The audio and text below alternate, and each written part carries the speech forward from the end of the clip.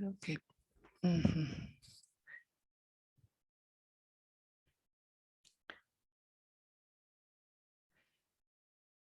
Ya, vamos a comenzar, muy buenos días de nuevo, a ver el tema 3. Estábamos revisando la anterior clase y el tema 3, y vamos a ir viendo en las partes que son más importantes. De todas maneras, esta presentación también ya se las he dejado para que ustedes puedan revisar. Entonces, vamos a ver, ¿qué será el PIB? El PIB de una economía abierta y la balanza de pagos. Yo sé que ustedes ya han visto el tema de lo que son balanzas de pagos, pero vamos a recordarlo un poquito.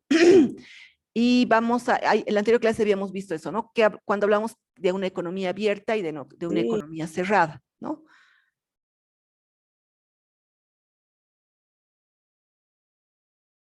Ya. Y habíamos visto esta parte, que era el PIB. Habíamos dicho que el PIB es el valor total de la producción corriente de bienes y servicios finales dentro del territorio nacional durante un periodo dado, generalmente un trimestre o un año, ¿no? Entonces ahí estábamos, habíamos visto eso. Eh, ¿Para qué nos sirve el PIB? Eso era lo importante, ¿no? Si bien esta economía, digamos, este índice, este indicador, nos dice nos muestra un poquito cómo está yendo la economía, ¿no? Cuánto se produce en el país.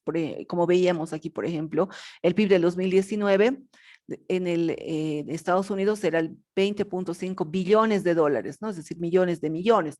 En Bolivia apenas teníamos 43 millones de dólares. Entonces, ahí nos muestra un poquito qué tan productivo, cómo le está yendo a nuestro país en el tema de producción, ¿no? En términos de producción sobre todo. Entonces, ahí habíamos visto cómo se registra, cómo se contabiliza el PIB, cómo sacan estos datos, estos agregados, ¿no? De la política económica, porque es de toda la economía, si se dan cuenta, ¿no?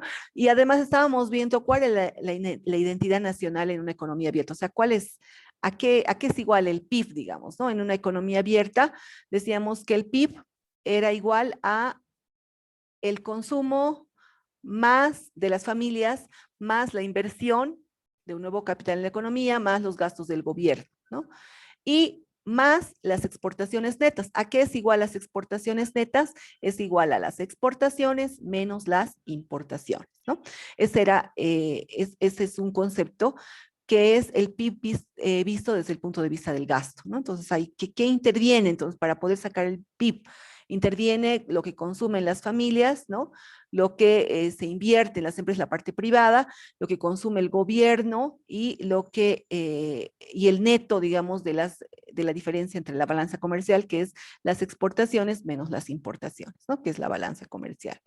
Entonces, ya con ese recordatorio que habíamos visto, también teníamos ahí dos conceptos, ¿no? ¿Qué es cuando hablamos de PIB nominal y de PIB real?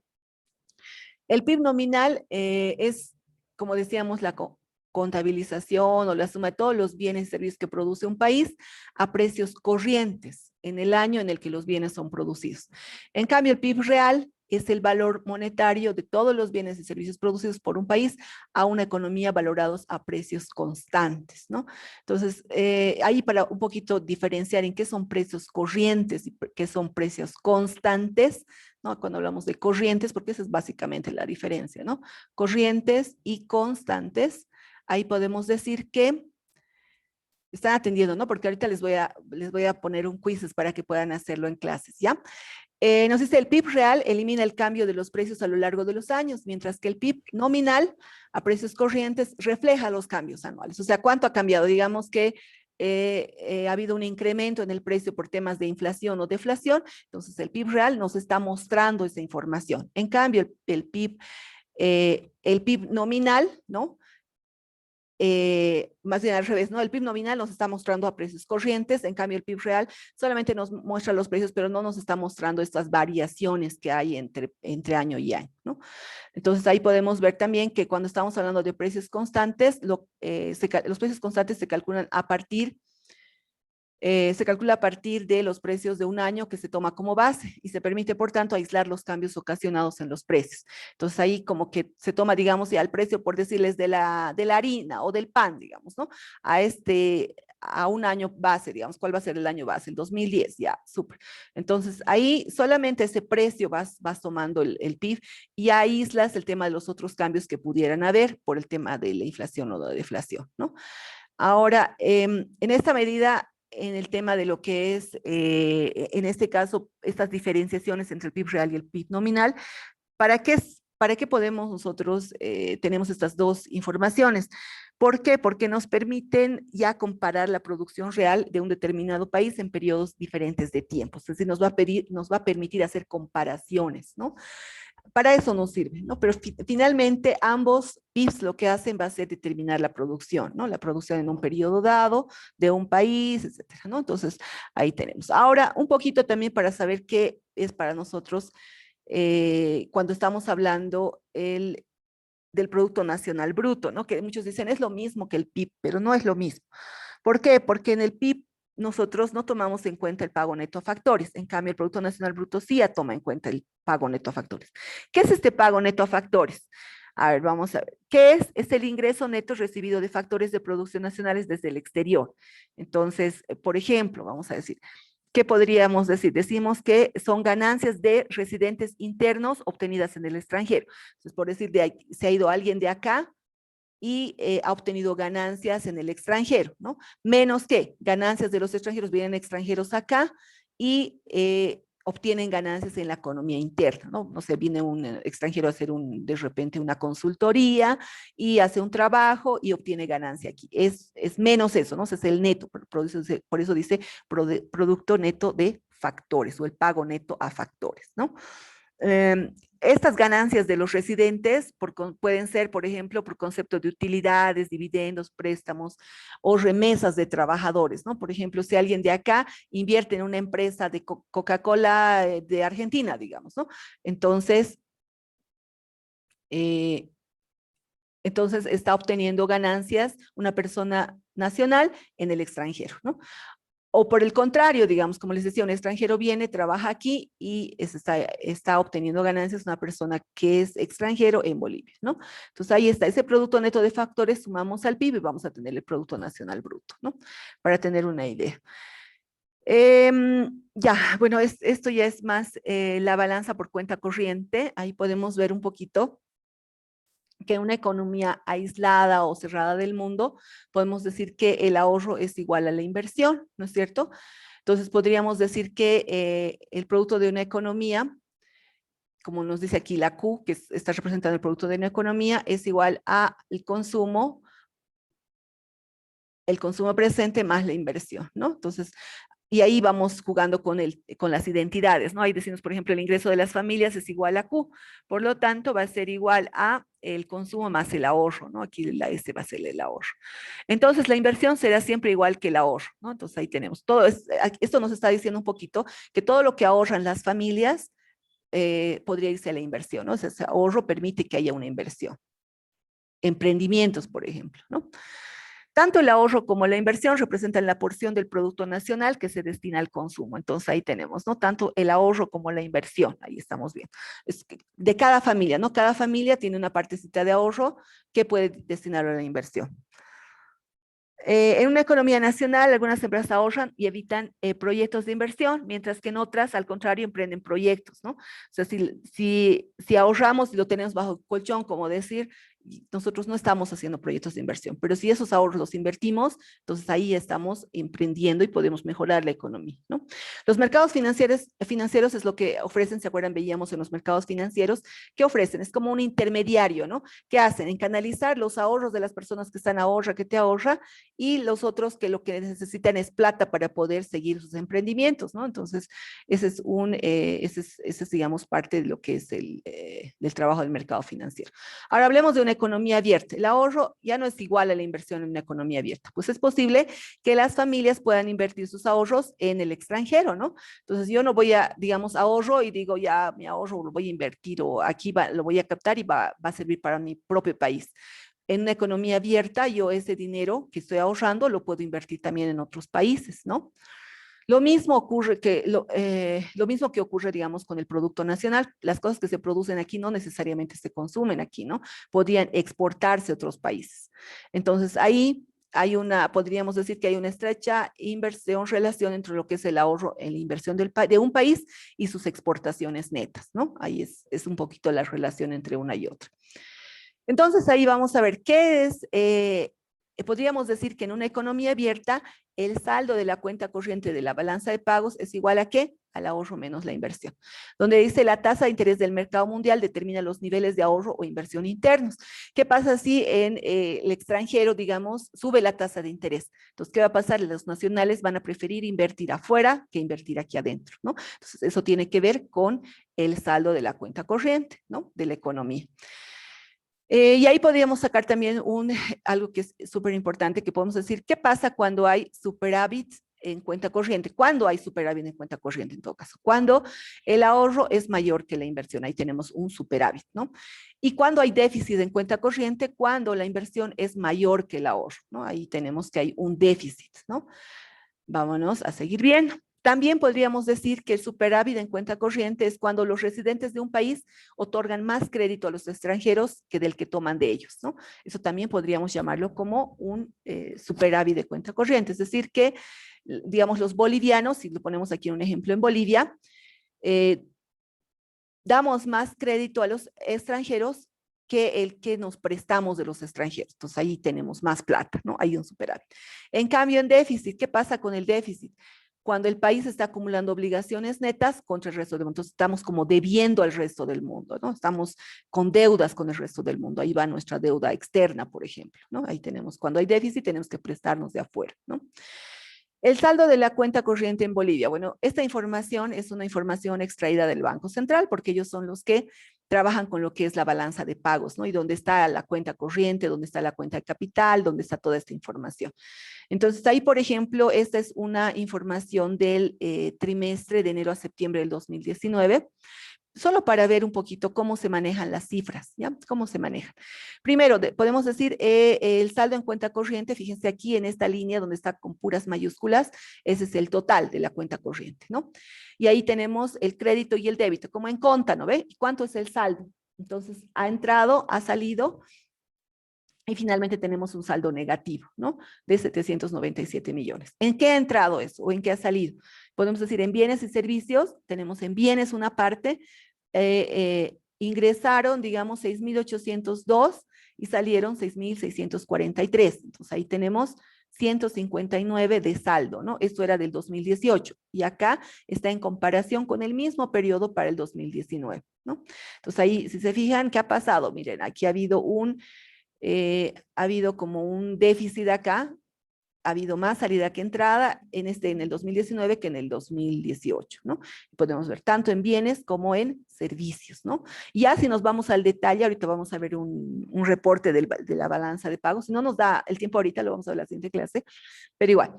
Tenemos también, está también en la cuenta corriente el tema de lo que es el ingreso primario y el ingreso secundario y lo mismo, ¿no? La misma información.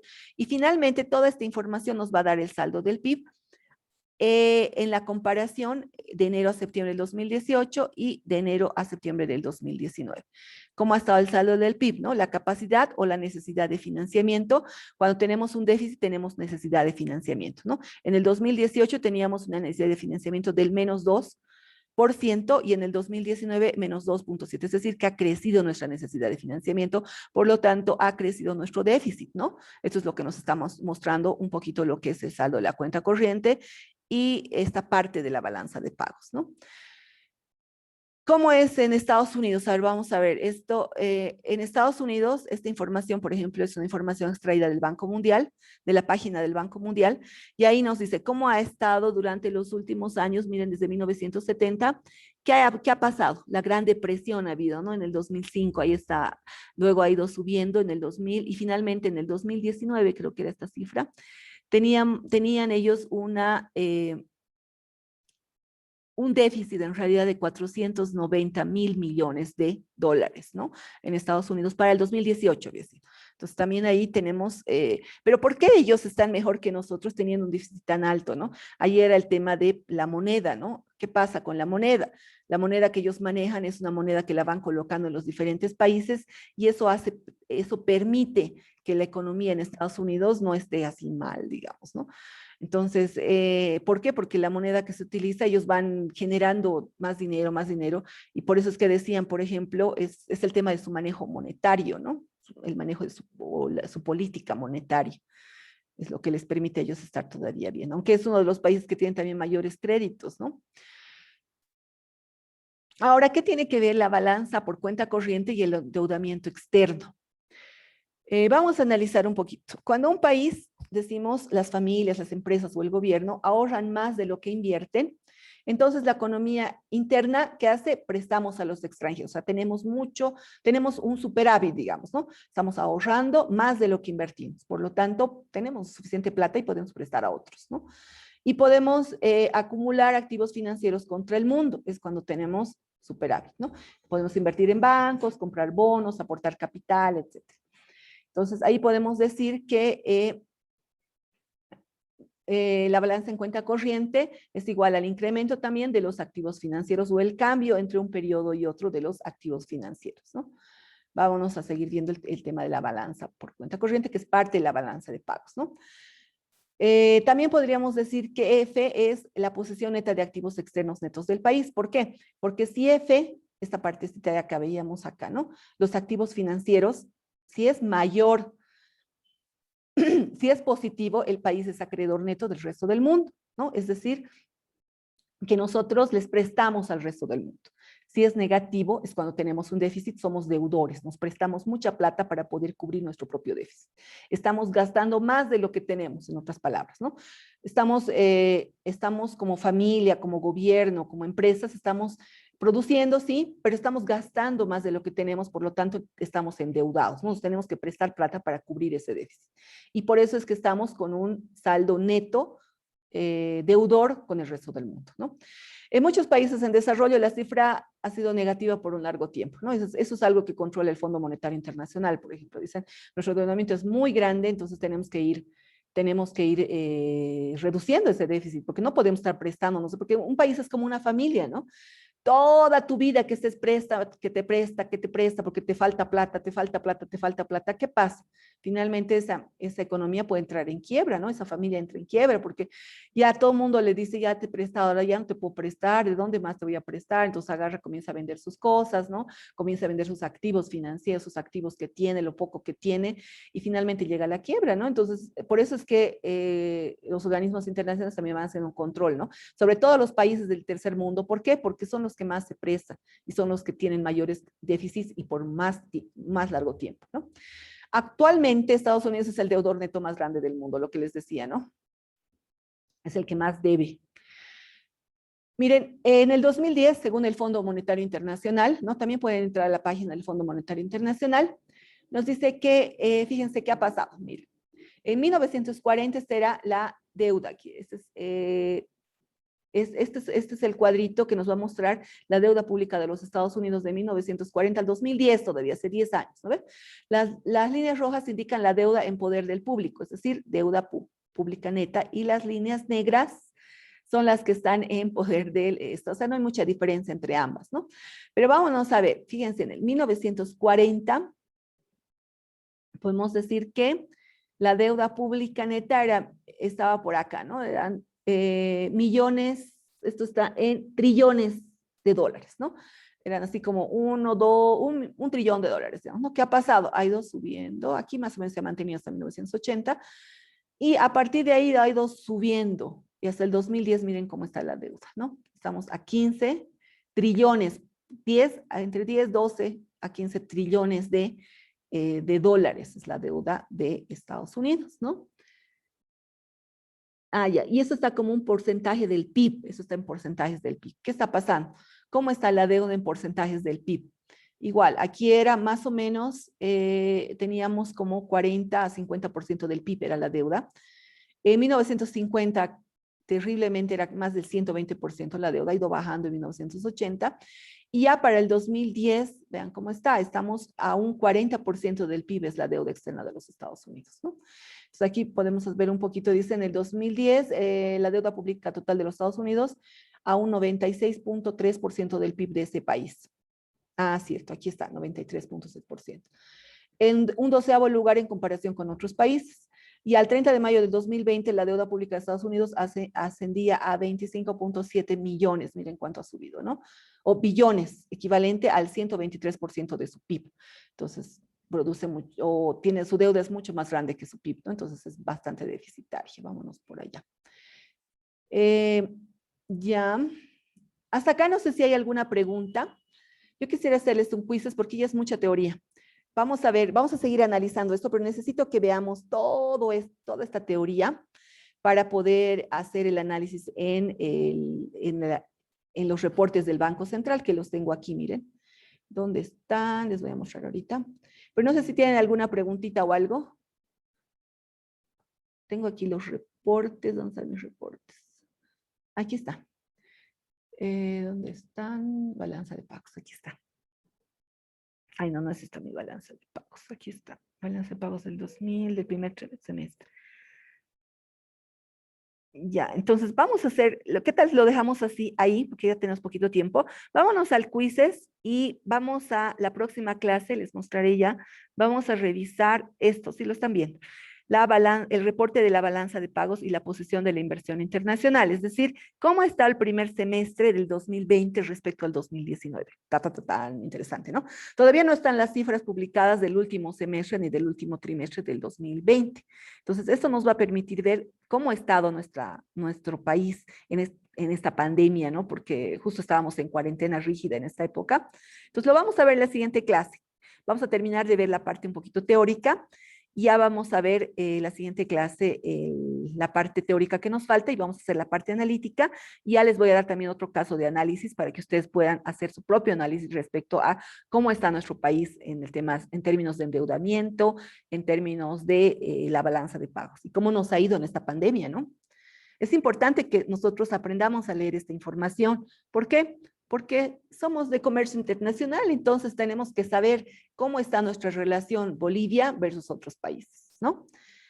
Muy bien, como no hay ninguna pregunta, entonces yo voy a entrar a preguntarles, ¿ya? Yo les voy a preguntar. Dime un minuto, entraré a mis quizzes. Ninguna pregunta, ¿verdad? Les he subido ya el quizzes para que ustedes lo vuelvan a hacer. Se los voy a poner como tarea, todavía no lo hagan. Les voy a poner como tarea para que ustedes lo hagan, pero todavía no lo hagan porque les voy a poner como tarea para que ustedes hagan como la otra vez, igual que en el Kahoot, ¿no? Terminan el quizzes y sacan su captura de cuánto puntaje se han sacado y ya pueden, y lo suben como tarea al Moodle para que yo sepa que ustedes la han hecho, la tarea, ¿ya? Ok, entonces vámonos a iniciar una prueba en vivo. Les voy a pasar. Ya vámonos al ritmo del instructor.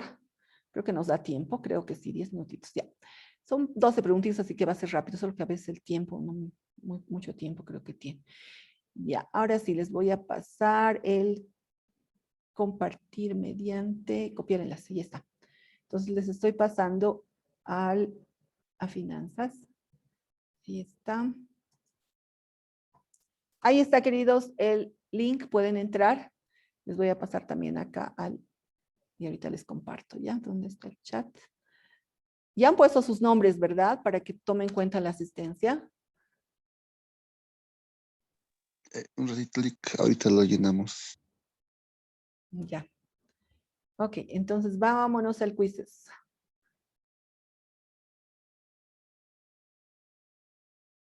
Ahí estamos. Ese es el quiz. Ya han entrado, chicos. Tengo solo 2 en el quiz. 3. Guido ya está. Aide ya está. Jenny ya está. Grover, Gisela. ¿Cuántos tenemos en el?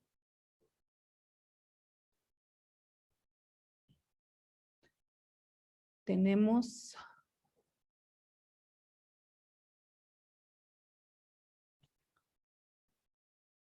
32. Entonces, entremos por lo menos 25 y ya, yo creo que estamos bien, ¿no? Ya vamos. ¿Cuántos somos? 15. Llegamos a 20, ya voy a pensar en.